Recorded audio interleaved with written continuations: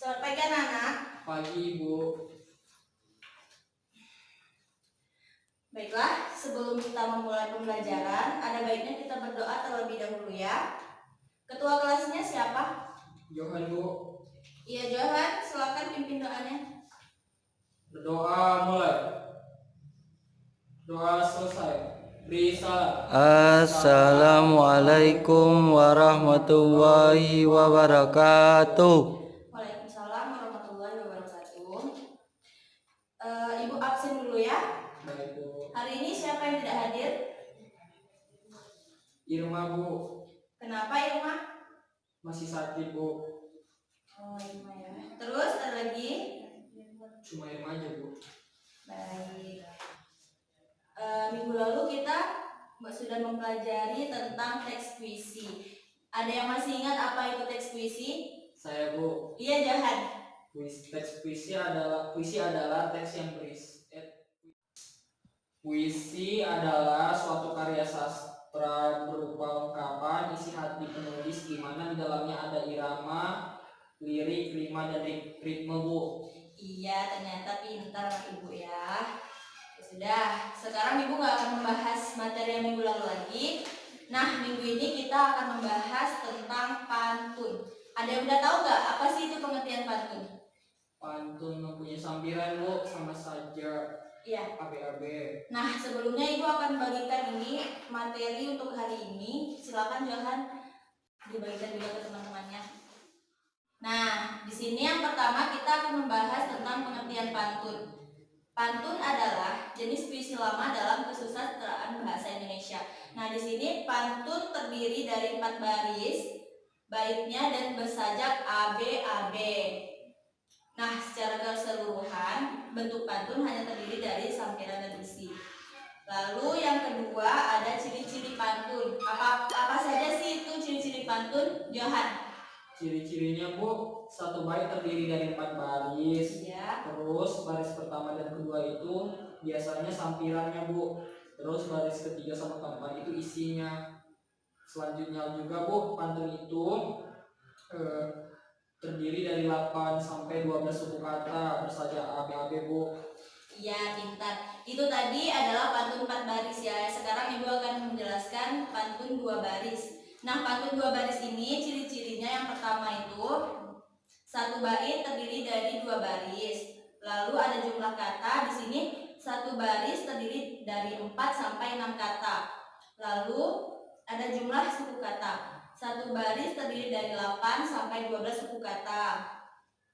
Terus ada pola sajak. Nah, di sini pola sajaknya itu hanya AA atau BB.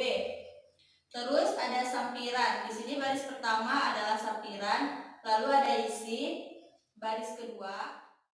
Nah, lalu itu teks pantun. Tapi sebelumnya Ibu berdiri dulu ya, tidak enak juga Ibu duduk lama-lama.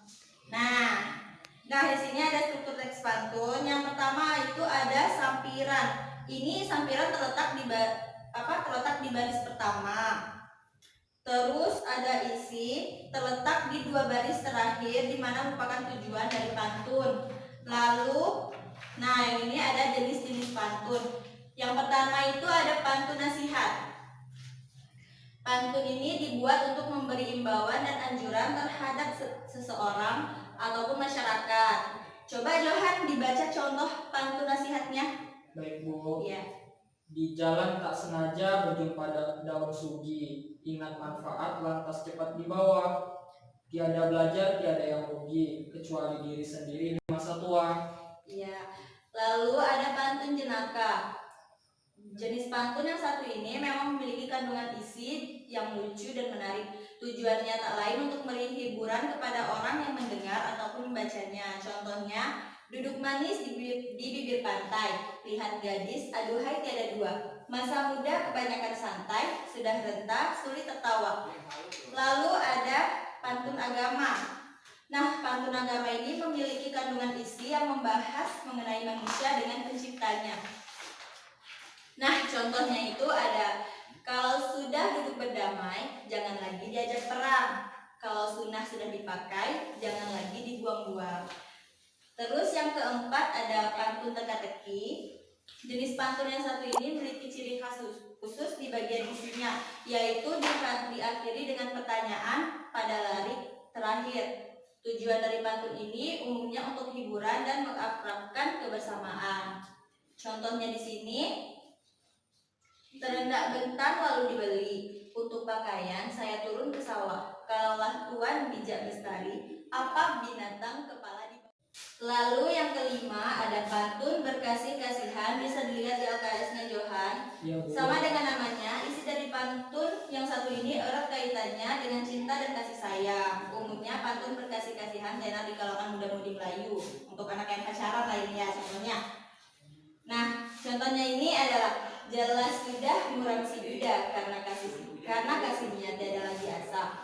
Tiada detik bias wajah dinda, hingga lapar tak lagi terasa. Nah, yang terakhir itu ada pantun anak.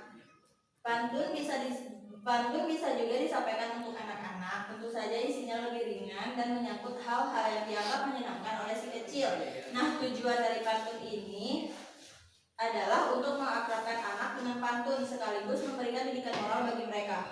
Johan, coba baca contohnya Johan. Baik, Bu. Kita menari keluar diri, sembarang tari kita tarikan.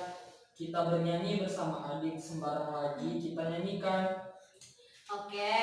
Terus yang terakhir di sini adalah kaidah kebahasaan teks pantun. Yang pertama itu adalah diksi.